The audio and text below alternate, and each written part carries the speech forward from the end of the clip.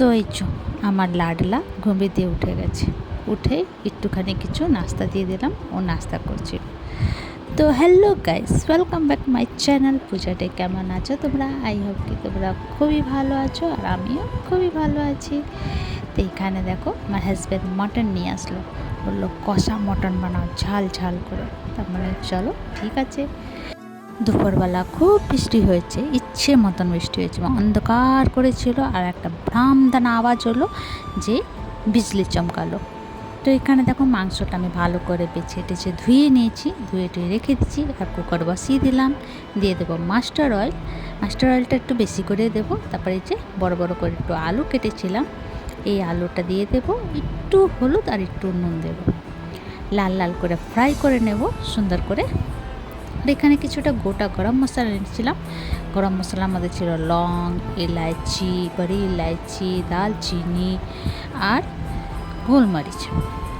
তো আলুটা ভাজা হয়ে গেছিলো, আলুটা নামিয়ে নিলাম। দিয়ে দেবো জিরে ফোড়ন, শুকনো লঙ্কা, তেজপাতা আর যে গরম মশলাটা সেটা দিয়ে দেবো। আর এই যে বেশ পেঁয়াজ কেটেছিলাম, তো পেঁয়াজটা দিয়ে দেবো। পেঁয়াজটা একটু নাড়াচাড়া করব, গলিয়ে নেব ভালো করে। যদি তেলের মধ্যে একটু নুন ছিল, তো পেঁয়াজটা গলেই যাবে। তারপর পেঁয়াজটা গলে গেলে দিয়ে দেবো মাংসটাকে একটু ফ্রাই করব 2-3 মিনিট তক পেঁয়াজটার সঙ্গে। তারপরে দিয়ে দেবো হলুদ গুঁড়ো, স্বাদ অনুসার নুন দিয়ে ভালো করে ফ্রাই করব। মতলব ভালো করে কি ওই 2-3 মিনিট তক ফ্রাই করতে আছে ঢেকে ঢেকে। 2-3 মিনিট পরে দিয়ে দেবো মশলা, যেমনি আদা রসুনের পেস্ট, তো আমি 2 চামচ দিয়েছিলাম। লঙ্কা পাউডার, আমি একটু ঝাল ঝাল বানাচ্ছি তাই জন্য একটু বেশি করে লঙ্কা পাউডার দেবো। ধনে পাউডার, জিরে পাউডার, গোলমরিচ পাউডার, মটন মশলা, আর একটু উপর দিয়ে একটু পেঁয়াজ, 2টো গোটা রসুন দিয়ে একটু ফ্রাই করব, মানে ফ্রাই কষিয়ে নেব, ভালো করে কষাবো মশলাটাকে। এর মধ্যে আমি জল দিই নেই। তারপর ওই 10 মিনিট পরে আমি একটু সরষের তেল দিলাম, 1 से 1.5 চামচের মতন সরষের তেল ছিল, দিয়ে নাড়াচাড়া করব, ভালো করে কষিয়ে নেব যব তক কি তেল না ছেড়ে দেয়।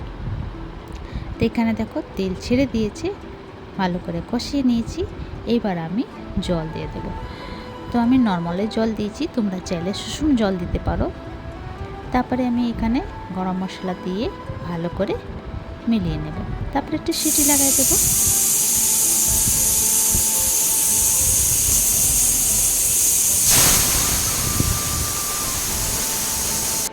তিনটে চারটে সিটি লেগে গেছিলো।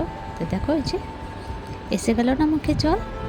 এইবার আমি আবার আলুটা দিয়ে দেবো, কুকারটা খুলে আবার সিটি লাগিয়ে নেব।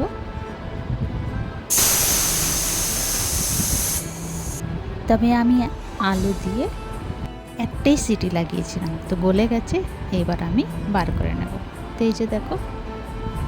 তবে তোমরা এইরকমভাবে কবে বানাবে কমেন্ট করে নিশ্চয়ই জানিও। তো তোমাদেরকে আমার ভিডিওটা কেমন লাগলো, ভালো লাগলে প্লিজ লাইক শেয়ার কমেন্ট করো, সাবস্ক্রাইব করে দিও। আবার নতুন ভিডিওর সঙ্গে দেখা হবে। তো তোমরা যে ভালো থেকো, সুস্থ থেকো। ভিডিওটা কেমন লাগলো কমেন্ট করে নিশ্চয়ই জানিও। ইউটিউব দিয়ে দেখলে সাবস্ক্রাইব করে দিও, আর ফেসবুক দিয়ে দেখলে ফলো করে দিও, আর কমেন্ট করে জানিও কেমন হয়েছে। ভিডিওটা এখানে শেষ করছি। Bye bye, take care.